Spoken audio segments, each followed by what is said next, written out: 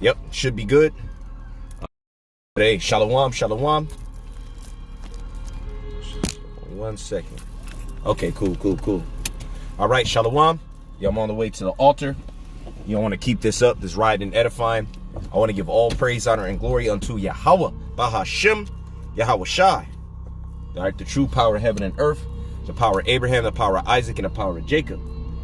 Also want to give double honors to Elder Tahar and the rest of the elders that are in the order and in the spirit. And honors to all you fellow laborers that are kicking this word in sincerity and in faith. Also, shalom to you sincere believers, those of you that are getting edified, exhorted, and comforted by these words of prophecy, which we speak through the inspiration of Yahweh through His Son Yahweh Shai. And it's a beautiful time to be alive. We see what happened, and I'm going to go into it when I hit these highways and hedges, go into the scriptures of Ezekiel to be reformed. And we've been talking about it for a while, how Putin wanted to put together the Eurasian, I forget the exact, the full thing, but the Eurasian Union, I believe, or the Eurasian Federation, in which he would gather together those former Soviet Union countries. And that's all biblical prophecy. Because what Putin did was, and this is breaking news. This is the big news. This is what we should all be talking about.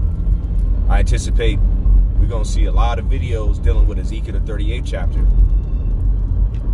The bear and the eagle getting into it. Russia and America getting into it. Because what he did was he recognized those breakaway states. He recognized them as sovereign countries.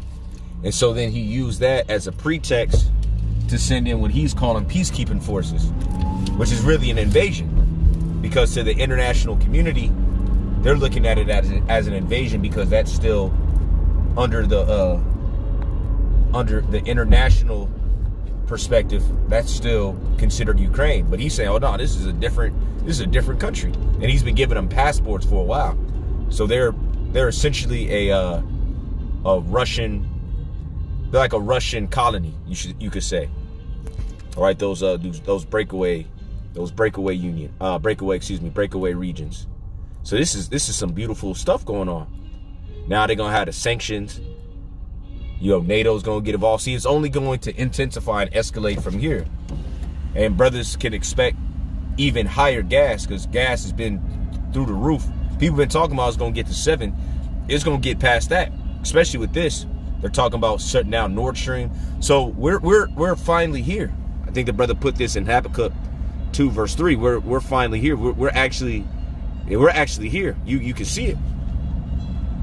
A wise man, he discerneth both time and judgment, pursuant to the book of Ecclesiastes, the 8th chapter. We're clearly in that time of World War III. And something's going to happen, whether it be a cyber attack, a false flag terrorist attack, something's going to happen, and then Esau is going to implement that chip. He's going to start pushing that chip. So this is it, Habakkuk 2 verse 3. For the vision is yet for an appointed time, but at the end it shall speak and not lie. Right, the end of the world is speaking. See, the vision is speaking right now. Ezekiel the 38th chapter is speaking clearly.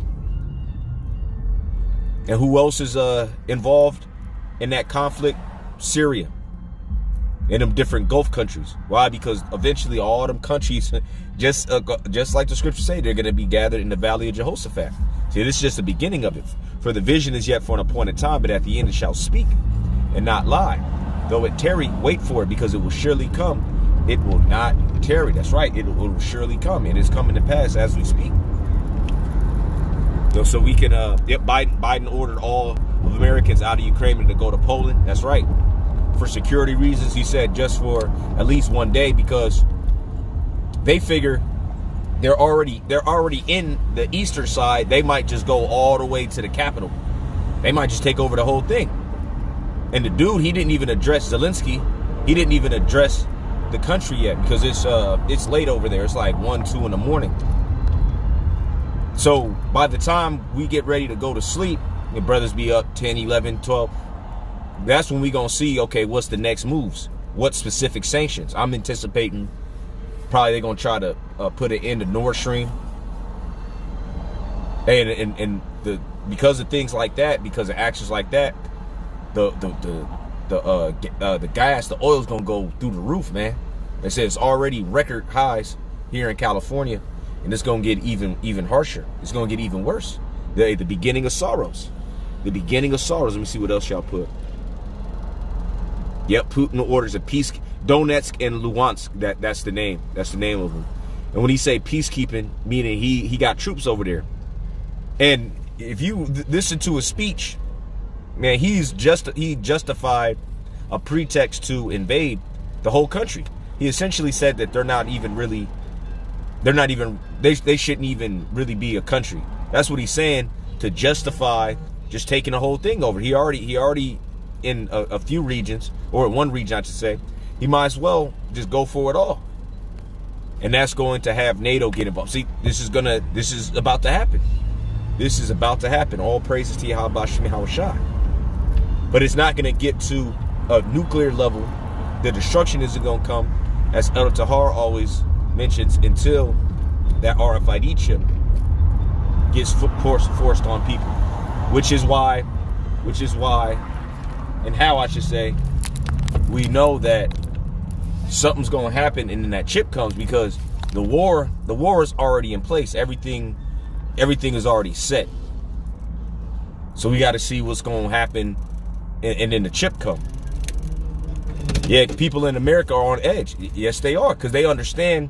People that watch the news, they understand what this is going to lead to. They understand this is going to ultimately, because it is ultimately going to lead to nuclear war, but it's not going to get there that quick, because more prophecy need to be fulfilled, mainly the RFID chip.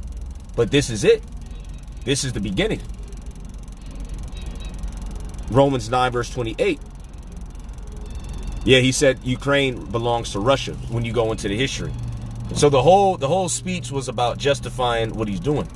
Saying, well, you know, at the end of the day, they belong to us. We're really one people. Because when you go into the history, anciently they were considered.